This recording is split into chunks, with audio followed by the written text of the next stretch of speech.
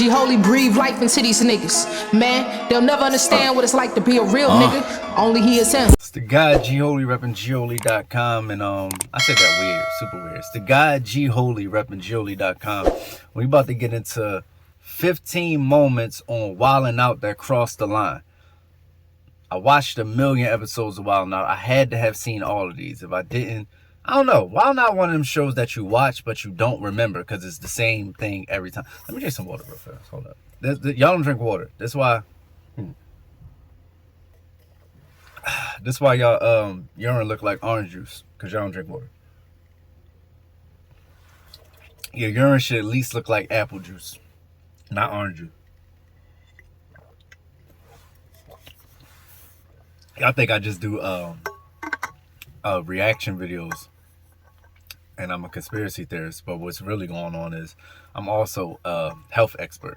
So we have that. Raw vegan for 20 years. Let's get it.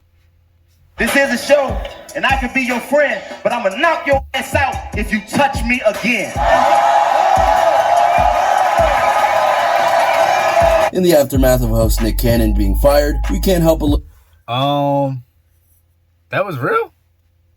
back at the series and talk about some of the best disses and some ones that definitely crossed the line. As always, be sure to like the video and subscribe to the channel. Number 15, Kanye on the show. Good morning. I don't remember your name, but I remember the and I was glad that you came. You need to hop on the train. But the real highlight of the episode was the Wild Style, where Ye takes a solid dig from Cat Williams. Now, I'm gonna tell you something. Me without my perm is an example, but what you need to do is try to do a song without a sample. And proceeds to dismantle Nick's entire red team. Come on, dog. You supposed to be the pimpin' prince. I seen you in Friday After Next, and I ain't seen you since. By the way, Kanye is also a great freestyler. Number 14, Don't If you Touch. watch the Eminem video I just posted, you would know it's a continuation of that conversation. As the two teams were battling, one called out another for being the most hated person in the hood after Donald Trump. I'm mad. It's true. The most hated people in the hood is Donald Trump and then you. Which was fine and fair in the context of the show, but then the same rapper kept trying to push the rapper with his finger as if to show dominance over them. Say you in the street, but that's not the factor. I'm in the streets more than you. I'm just an actor. Do you want to win a brand new iPhone or a brand? That was I was gonna say it's Michael B. Jordan, not corny, man. That was Michael. Damn, what's his name? Michael. Damn, what's his name? Michael from Power, man. You know what I'm talking about, Tyreek. This is a show, and I can be your friend, but I'm gonna knock your ass out if you touch me again. Number 13, The Legend of Wayne Brady. Now, there's a little something that I'd like to share. The only thing straight about you is your hair. What? We're gonna unlock a new weapon. There we go. 2 guys shooting. And in 3, 2, 1, there we go. Weapon upgrade. Here we go, I ain't baby. gonna lie. Number 13, The Legend Cat of Williams was caught going into a hotel room with a man. It looked weird. Wayne Brady. Now, there's a little something that I'd like to share. The only thing straight about you is your hair. Wayne made the mistake of trying Cat Williams during Wild Style and caught a whooping that ended in an Andrew Dice Clay-style nursery rhyme that remains one of wildnout's most savage disses. But hickory dickory dock, your girl was on my till they blew my house, I turned her out, and now she sells my Still, you can't help but appreciate Wayne going outside the more family entertainment aspects of what Whose Line did and coming onto wildnout. Why you dissing my team and dropping bombs? You got street cred with soccer moms. Number 12, Amber Rose versus Nick Cannon. On this show, doing you a favor, just like Mariah, she's your career saver.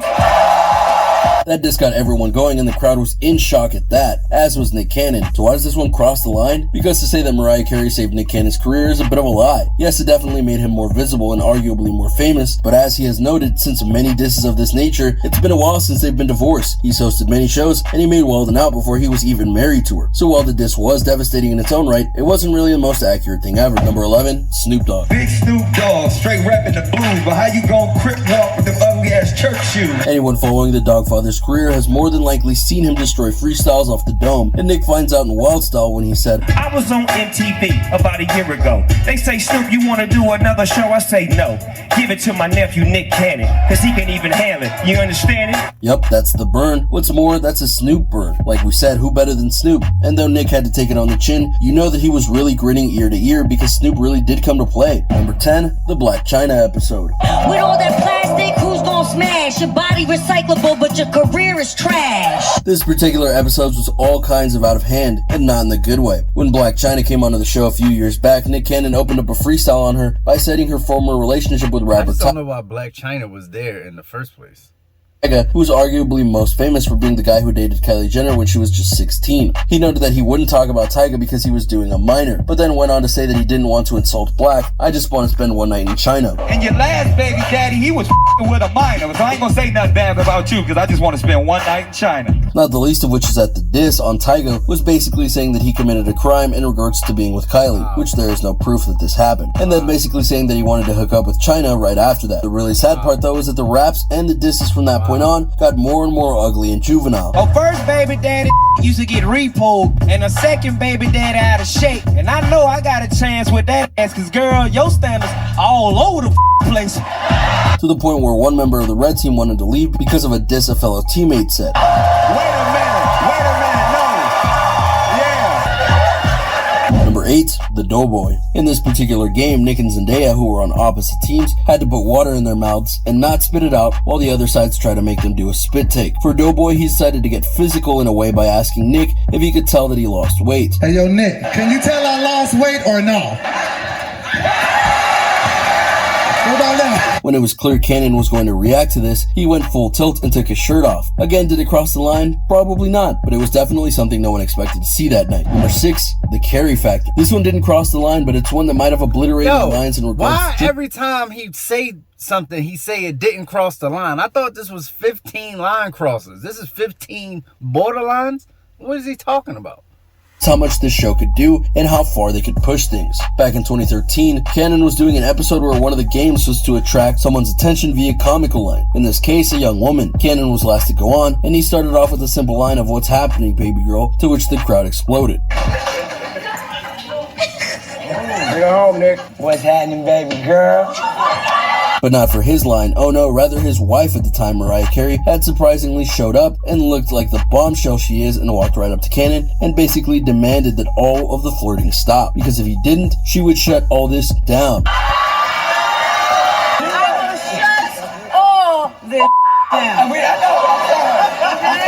The scene forced a commercial break, and when Nick came back, he noted he had to get this done, else all his stuff would be out of his house.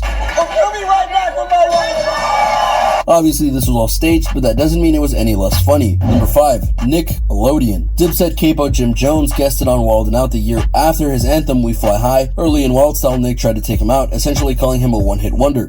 Yo, you got a hit single, and that's all in. But after that one, your career's gonna be falling. Jones grabs the mic and dispenses with Nick and his entire team.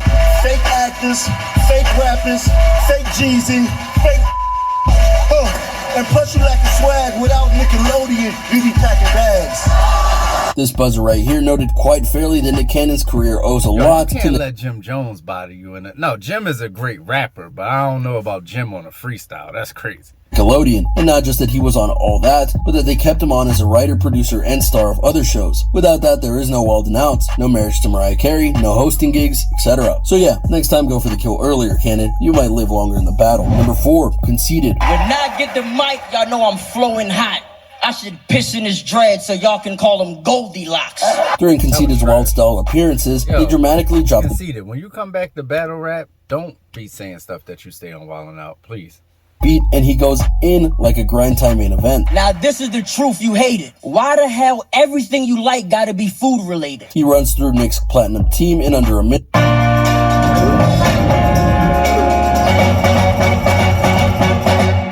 Come on, man. Want a second income stream? Because if you can download an app from the App Store, then you can now build a passive... Runs through Nick's platinum team in under a minute during the Kevin Hart hosted 5th season premiere. Why don't you just sit here and tell the public his favorite basketball team is the Denver Nuggets? saving the best dig for last as he invokes the old Nick, Mariah, Eminem love-hate triangle. Now that's what I do. I'm killing him in here. This feminine, he's scared, he's horrified of vending machines because he heard Eminem's in there.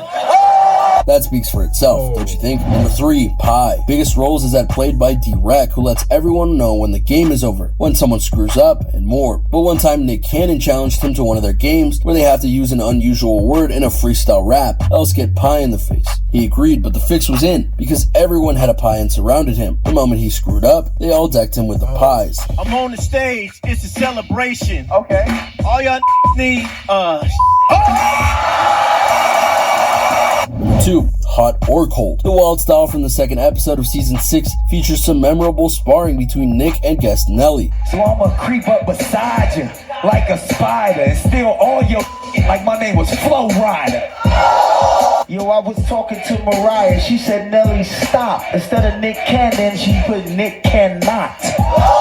But what rings out in this episode is comedian James Davis flipping Nelly's Chill t-shirt into a headshot about dude's floundering hit parade. When I saw chill on your shirt, I thought it was weird, but then I realized it hasn't been hot in here for over 10 years. Number 1, Late Night Questions. As noted, many people have made fun of Nick Cannon's relationship to Mariah Carey. That was good. But in one segment called Late Night Questions, the point is to have rival teammates be in bed asking questions about a topic. One time the topic was Nick and Mariah, and Cannon was ticked. Then the jokes started flowing in, and we'll just let the clip speak for itself. Just a pair of jeans, because it's clear you wear the pants around here. Can you do that thing that you do that I like? Do I look like Christina Milian? And there you have it, a look at Wild 'N Out and the various disses that have fallen on both sides of the spectrum in terms of being too good or way too far. Do you remember when these disses happened? Which one of these moments was your... I remember some of them, but like 50% of them, I don't think I really remember. But look, check this out. Or just never saw. Especially like the later ones. I watched that when I was like a child, like not like now. But anyway, because like anything with Just Hilarious on it, I probably ain't see it. Like it's too new. But anyway, none of these moments was like, I thought it was going to be like, but I did stay for the whole thing. I said I wasn't going to stay for the whole thing. Let me tell you why I stayed for the whole thing.